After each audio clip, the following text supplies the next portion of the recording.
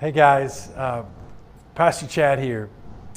You know, when we went into the quarantine time and when the information on COVID-19 was really very uncertain and causing a lot of anxiety and fear and things of that nature, the church, our church, like most churches, went into a season in which we didn't meet corporately.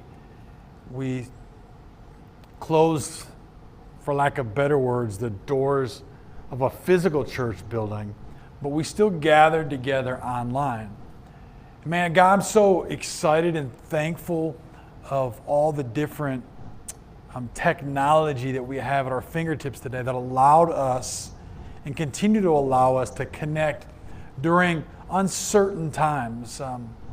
One of the things that we did, we had and we continue to have our RH at Home, which is our online platform for church, where we would have a message set up for us to be able to view in maybe the comfort of our own home. And it's been beneficial for those even today who are still unable or at least uncomfortable with joining us in person. And we've also had it on a few occasions where there have been people out of town for vacations or trips or something like that allow them still to connect, to listen, to grow, to stay on the same page as the whole faith family. One of the other things that we did was try to post like daily devotionals. And along the journey, I realized it was really too much for me to do by myself. And I was able to gather a couple of guys to help in the midst of that process. And I know it was something that for many of you, it was encouraging. It was something that maybe helped you get through the day or through that season. It's not so much my words or the other guys' words, but I think you found comfort in going into God's word and getting a little something that day. I still think that's important, even though things are changing. And I don't want I don't know that I want to make a firm commitment on how often we're going to continue to do devotions, but in the last couple of weeks, as we've seen a lot of different things being played out, it's caused a great maybe angst in my soul. It's caused me at times, to be honest with you, to almost feel paralyzed, not knowing maybe how to respond in different circumstances. We've witnessed, we've seen a lot of different things. In some ways, it almost feels like a revolving door, right? Some of it just a revolving door of controversy. And not that those topics of controversy are all wrong. It's just a lot of things grabbing us. And it causes us sometimes, if we're not careful, get to a point where we just feel frozen because we don't know what to say or how to say it or what side to agree with or not agree with. Again, we've seen it with the coronavirus, with this gap between those who've been concerned over health and those concerned over the economy. We've seen it in a political season, right, where you have Republicans and Democrats, independents and different people who line up underneath their political party, and it creates more tension. We've seen it with the racial injustices and things of that nature that we've seen here recently, and the protests, kind of the aftermath of the different protests. And again, tension rising, and if we're not careful, gaps increasing. And so in the midst of this, I feel it's important for us that we have to still navigate through life. And so how do we navigate through life? Where do we gain wisdom to proceed? Where do we gain wisdom as husbands, as fathers, maybe as wives, as mothers, as business leaders, right? As head of maybe different groups and clubs.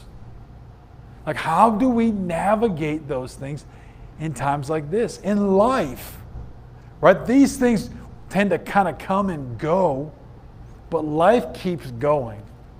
And so what I want to do at least my portion of devotionals, is I want us to just kind of go through the book of Proverbs. When I was a teenager, my youth pastor encouraged us to read one proverb a day, like every day. Okay, it's a great practice. And so what I'm going to do is each day that I do a devotional, we'll look at a portion out of a chapter of the book of Proverbs, and when we end it, we'll go back to the beginning again and then find something different. And I'm just going to kind of repeat this cycle for a little while. Because I believe this. I think this book is extremely relevant, but has great lasting value to us as people of the faith family of Redemption Hill, and even those who aren't necessarily part of the faith family of Redemption Hill, of how we navigate through life. So today I'm just going to read Proverbs chapter 1, verses 1 through 7. It says this: the Proverbs of Solomon, the son of David, king of Israel. Solomon was David's son, King David, David and Goliath. David has passed along. His son Solomon took his place as the next king of Israel. It's interesting because shortly after David's death, God allows Solomon to ask him anything. It's almost as if he's given one wish. If you could have anything, what would you want? And Solomon, really with a lot that he could ask for, the thing that he asked the Lord for is wisdom.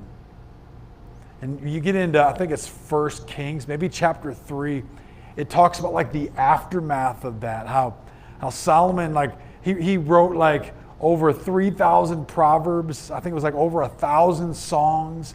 Like people from all over the world were coming to meet with him just to hear him talk about like plants and animals and all sorts of different things. Now, the book of Proverbs, it's not written exclusively by Solomon, but he has a great thumbprint upon this book.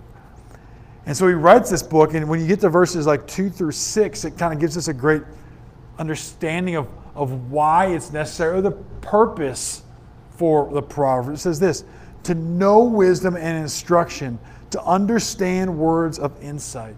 And that right there is key. It's key to this whole book, to know wisdom and instruction,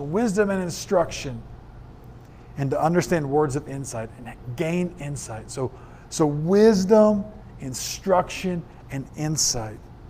To receive instruction in wise dealing, in righteousness, justice, and equity. To give prudence to the simple, knowledge and discretion to the youth. To let the wise hear and increase in learning, and the one who understands obtain guidance. To understand a proverb and a saying, the words of the wise and their riddles. The fear of the Lord is the beginning of knowledge. Fools despise wisdom and instruction. I think it's awesome because it gives a great understanding of why the book of Proverbs is written, who it's written for. And the reality is it's written for everyone. Right? It identifies there that it's written to give prudence to the simple. So those who lack wisdom, those who don't have great understanding. Simple, like maybe those who are considered, well, you maybe consider simple-minded. It was written to them. It was written to the youth, the young people, to help them gain discretion as they continue into their journey, as they find themselves, many of them at great crossroads, whether it's going from middle school to high school or high school to college, or college into the real world. Okay, it was given for that purpose. It was also given for the wise, the people who are already considered wise, that they could continue to learn. The reality of this is wisdom isn't like a one-time opportunity. It's not a one-time stop. Oftentimes, I think we confuse knowledge with wisdom. They're not the same. Knowledge is a collection of facts. It's memorizing maybe a lot of data. You have a lot of head knowledge. But wisdom is when we allow all the facts, that collection of facts, to travel from our head to our heart, and it allows us to put those things of knowledge into practical life situations. Gives it a practical purpose.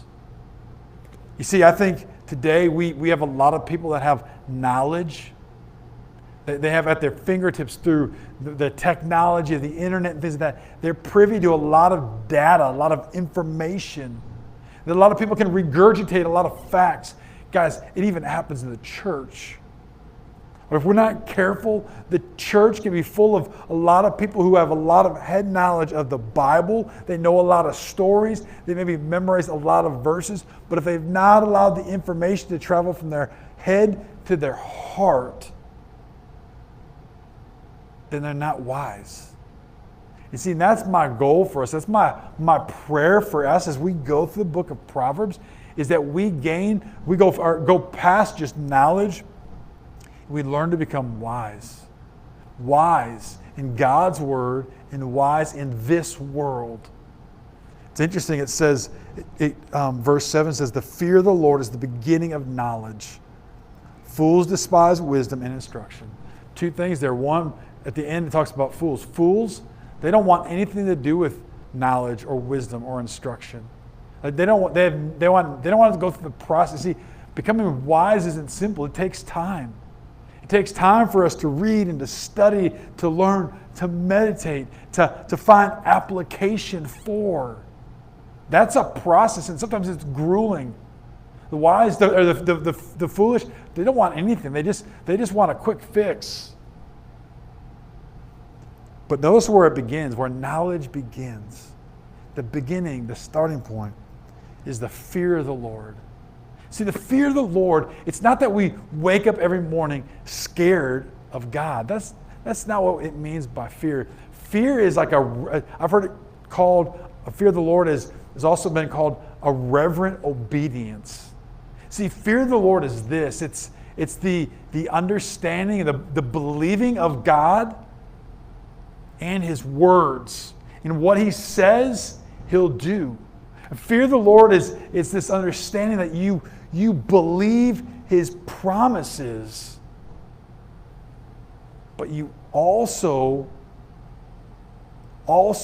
understand that He's going to do what He says He'll do.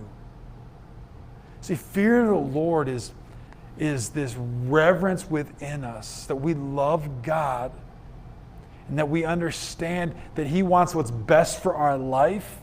We're gonna grow closer with Him. We also understand that when we mess up, or when we fail, or we get off of the right path, that there are consequences that may come along with that. So as we go through the book of Proverbs in these devotional-like settings, they won't nearly be as long as today's. But understand, the reason why we're doing this is, I believe, myself included, that we need wisdom, especially in times like this. I love you guys. Can't wait to see you.